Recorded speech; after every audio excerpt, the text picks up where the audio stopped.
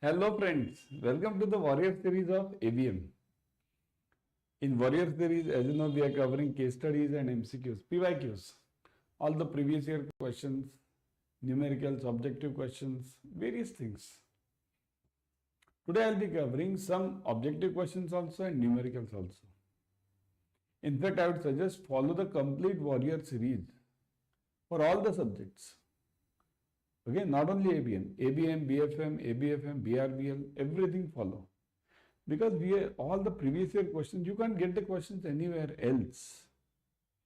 Because IBM does not publish anything. So that's why you have this only source and authentic source. So follow the video, share the video, like the channel, subscribe to the channel. Click on the bell icon. First do it.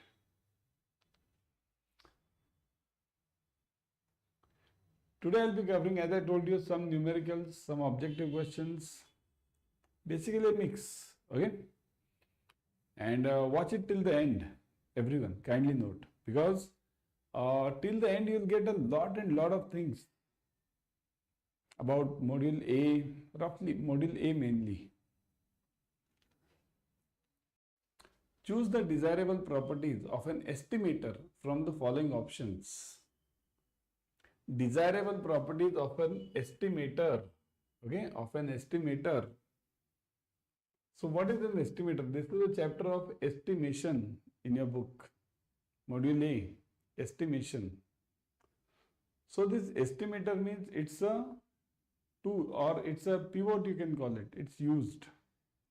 So it should be what? Unbiased, efficiency, consistency, and all of the above. See, unbiased means what? Any estimator, we do the estimation based on estimator. What is estimation? See, we do some experiment to the sample, okay? And from here we apply to the whole population. We'll apply this to the population. So the estimator or the parameter which we are using for this sample, doing the estimation, this parameter should be what? Unbiased. Unbiased means what? It shouldn't be biased towards anyone. Okay? Means it should be equal for all. Second, efficiency. It should be, if I use this estimator, no other estimator should be required. Otherwise what happens? This I have used, let's say any estimator. Estimation I have done. Then also, or something is missing in this. So I'll have to use some other thing. That should not be the case. Consistency means if I do the experiment with the same estimator n number of times, it must give me consistent results. So which one of these is true? Or all of these are true? So the answer is all of these. Because any estimator should be unbiased, efficient, and consistent. It should give you the same results, similar results. Okay?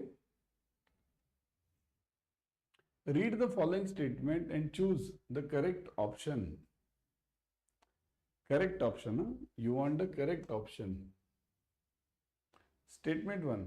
The central limit theorem states that the distribution of sample means approximates a normal distribution as the sample size gets larger. Statement 2. In central limit theorem, the average of the sample means and standard deviations will be equal to the population mean and the standard deviation. So the average of the sample mean and the standard deviation will be equal to the population mean and the standard deviation. Which is the correct one? What do you think in this? Very important. This case study comes in exam. Almost every exam it is there. Okay? So which is the correct one then? Yeah? Which is the correct one? Think fast. First one is correct. Okay, let's do it one by one. Okay? First one is correct. What do you say? First one is correct. You agree with this? So first one is correct. Got it? First one is right. Okay, because as the sample size increases, okay, as the sample size increases, the the distribution will move towards the normal distribution. Okay. So see this. What does this mean? It means as I go on increasing the sample size, the distribution will move towards normal distribution like this. This is what the meaning of statement 1 is. Now about statement 2. The average of sample means and standard deviation will be equal to the average of population mean and the standard deviation. Is this true? Yeah. Is this true? So that is the basic logic of estimation, or that is the basic logic of the central limit theorem. Okay. So the basic logic of central limit theorem is, as you go on increasing the sample size, the distribution move towards normal. And second point is also true. This is also true. Okay. So the average of sample means and standard deviation will be equal to the average of population mean and the standard deviation of the population. See, the whole game of central limit theorem or sampling estimation is sample and this population. Okay, so both the statements are true over here. D is the answer. Both 1 and 2 are true. Such difficult questions are asked in exam. These are really difficult, and for that you need to join the classes. Paid classes. Okay. Among the below mentioned, which of the following is or are one of the key functions of the compliance department? Key functions of the compliance. Now, compliance department is an important department in module C also. Module C you have D is the main compliance part. Okay. So, module D is mainly for compliance. Got it? But C also will give you the idea about because it's all loan. Module C is all about loans. So there you have to do the reporting. So there the compliance department comes. So which of the following are one of the key functions? Idea dissemination, information dissemination, parameter dissemination, and risk dissemination. Which of them is the key this function? The key function is, see, always remember, compliance has to do the information dissemination. Their main job role is information. They will have to distribute the information in the all of the departments, so that all are on the same page. That is very important. All of the departments should be on the same page. Got it? Information dissemination is the main role of any compliance department. Okay? Next one. Linear function z equals to ax plus by, where a and b are constants, which has to be optimized, is called as. So this linear function z equals to ax plus by. Now this has a and b are obviously constants. Now this has to be optimized. So optimized means what? Optimization. Optimization is required where? This is a LPP question, LPP. So this linear function is called as what? Objective function, constraint. Okay, constraint. Then optimization problem, or none of the above. So remember, in any LPP problem, linear programming, you have two things. LPP, you have two things. One is constraint equations. There are many constraints. Okay. And second one is constraint. Second one is objective functions. Okay. Objective function. So these are the two things always in any LPP. This function we call it as Z function. Z function is always an objective function. So this Z becomes objective. This has to be optimized. Now what do you mean by optimized? In optimization means, see, I'll draw a LPP, graphical solution of LPP. I'll show you simple graphical solution.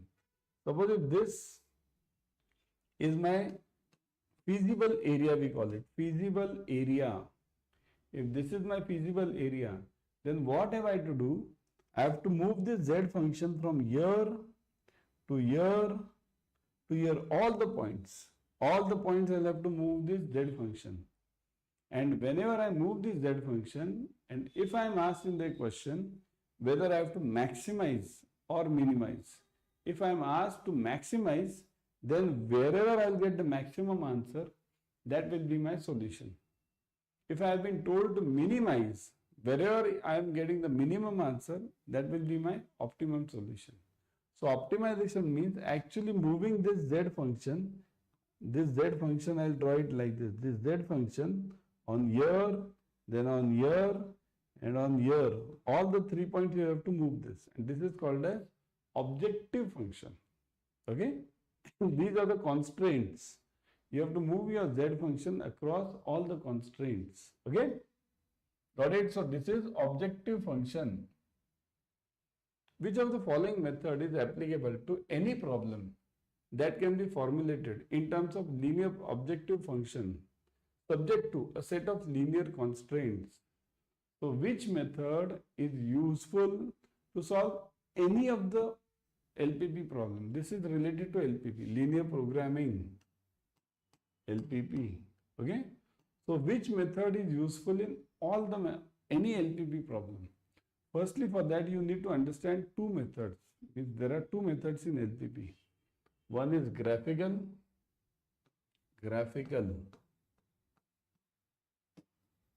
and second is simplex. Okay? So which method is best used for all? So kindly remember, simplex method can be used for any of the LPP, any. Simplex can be used for any of the LPP, but kindly remember one important point. It is very difficult. In your exam, you do not get a numerical on simplex. You will not get a numerical on simplex. No numerical. In your CAIIB exam, you do not get a numerical on simplex. Graphical is a bit easy. Just now I showed you one graph. So that is the graphical way. You always get the numericals on this, not on this. This is theory, you will be getting it in the exam. In exam, you will get the theory on this, not the numerical. Okay? So the answer for this is, which is the best method? Graphical, simplex, using R. This is not a method used at CIB level. And using open solver. These are all AI related and technology related. So move out. So the correct answer over here is simplex. Okay? Which of the following is the tendency for a single negative attribute to cause raters to mark everything on the low end of the scale? So which is this tendency for a single negative attribute to cause the raters, means the one who is giving the rating, to mark everything on the low end of the scale? Low end of the scale. Low end. Kindly note, low end of the scale. Now this question may be asked in your exam. I have seen this question once or twice. Okay? So it may be asked. You can't say immediately that it will be asked every time because it's not there in your book. Okay? But it can be asked because this effect is known as halo effect. Okay? Halo effect. This halo effect will cause the raters, okay, to give it on the low end. So no, low end is on the horn effect. Halo effect will give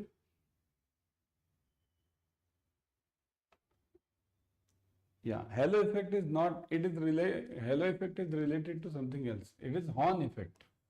Horn effect will give the means the tendency for a single negative attribute to cause the raters to mark everything at the low end of the scale. It is called as Horn effect. Okay. Next, which of the following statements is or are correct with reference to kurtosis? So, which of them is correct regarding kurtosis? Think of it, read. So, read this, kurtosis. See, skewness and kurtosis, these are the important chapters, important topics in your ABM chapter number 3, skewness and kurtosis. Okay, measures of central tendencies, very important, very difficult chapter, and skewness and kurtosis are really difficult. So which of the following statements is or are correct with reference to kurtosis? Kurtosis gives what? See, understand the logic of skewness and kurtosis. Skewness means if this is my central, see, if this is my center, okay, then my skewness will give how much deviated my curve is. See, ideally this curve should be like this, right? But if it is deviated like this, so it is away from the center. So this is called as skewness, Q. Okay. What is kurtosis? It gives you the length of the curve, top. See, this is, or this way it is, or it is this way. There are three types of curves: mesokurtic, leptokurtic, and platokurtic. Okay. Lepto means top one. This last one is known as lepto. This is lepto. Leptokurtic, lepto. This is meso, and this is platokurtic. So these are the three curves. Okay. Leptokurtic, mesokurtic, and platokurtic. So that's why I'm saying this topic is really difficult. There are various equations, there are various formulae for this. Follow the classes for the same. This is just a test. Okay, this is, you can see, everyone get the test by just clicking on the link below. Okay, in the comment section, pin comment. So a normal curve which is symmetrical and bell shaped is known as mesokurtic. If a curve is peaked at the top, it is known as platykurtic, or plateau you can call it, platokurtic. If a curve is more flat than the normal curve, then it is known as leptokurtic. So which one of them is true? You want true one, right? Correct. So which one of them is correct? So think, just now see, compare this figure with the three options and then you'll get the answer. Compare it, everyone. Compare the figure with the given options. First one, normal curve is symmetric and bell-shaped, is known as mesokurtic. So first one is correct, because see this middle one which I have given, meso. Look at the meso. This is meso. So symmetric and bell-shaped. This is mesokurtic. That is correct. If the curve is peaked at the top, it is known as platokurtic. Is it so? No. Plateau is flat. Top one is lepto. So this is, second one is wrong. What about the third one? If the curve is more flat than the normal curve, so more flat than the meso curve, normal means meso, it is known as lepto. No, it's meso. So only correct answer over here is only one. These two are exactly interchanged. If the curve is peaked at the top, it is called as leptokurtic. If the curve is flatter, it is called as platokurtic. Got it? The difference? Using 95% confidence interval to estimate the true proportion of students who want to learn the foreign language if the mean is 25 and standard deviation is 4. See this, 95% confidence, and you want what? Who want to learn foreign language with mean is given as 25 and standard deviation is given as 4. 4 is the standard deviation, but for this, number of students is required. Okay, number of students is required in this case. Got it? So, How do we find this? Yeah, this is the real problem. See this, the full problem. Because if you want to find out the proportion, you need to know importantly, you must know the point over here is you must know the standard error. For that, you must know the standard deviation. You must know this number of sample size. Okay, so sample size is equally required over here. Got it? So now let's solve it. See, first what you have to do is you have to find out the standard error.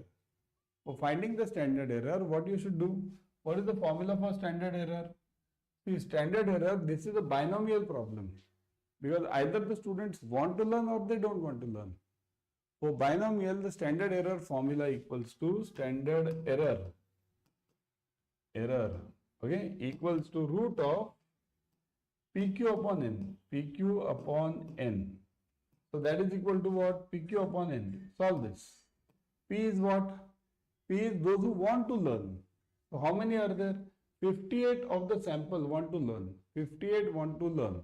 So 0.58. See, out of 158, so take it 0.58 into. So if 58 want to learn, how many of them are there who don't want to learn? So out of 158, yes, so no's are 42. So it is 0.42. 0.42.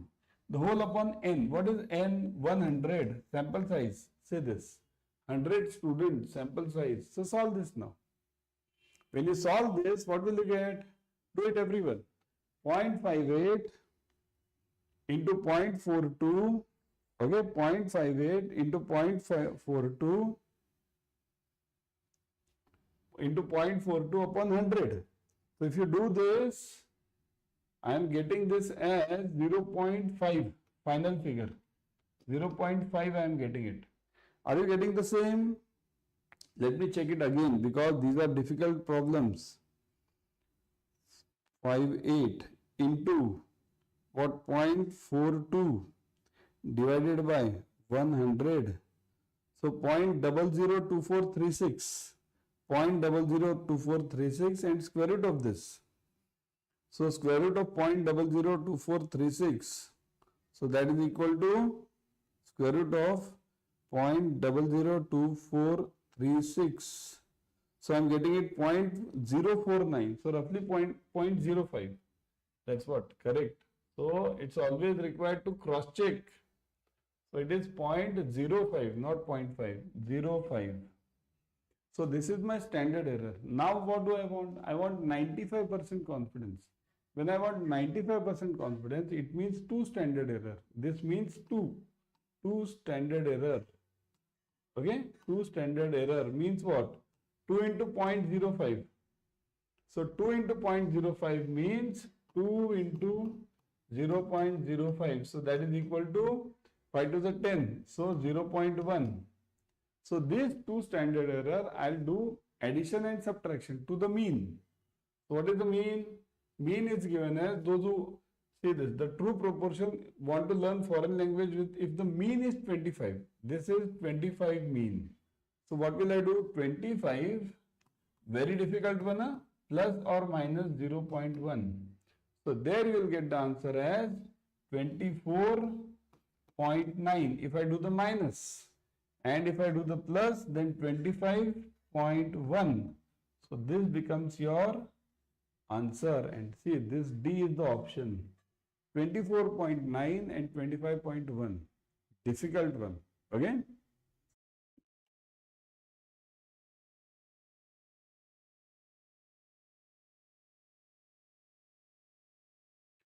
These are really difficult ones. These numericals relate to, basically, statistics is a really tough part in overall examination only. Only module A is difficult in your ABM, numericals. Complete topic is numericals. So follow it strictly and join the batches. How to join the batches? Let me show you. Go to Adda 24/7. Always purchase the app first. Always. First download the app. The app is available on both Google also and Apple also. Okay, download it first. Okay. Then after, because by downloading it, you will be getting 1% extra discount. And then purchase the batches. Now, what are the batches? See, crash courses are coming up. Then Mahapacks are there. Let me show you. Chalo. See this. CIB crash course. Starting on 24th October. So it's at the right time. October, November, and November ending, your exam is starting. So you'll be getting this at the right time. First paper is only this. So you'll be getting it at the right time. Join it ASAP.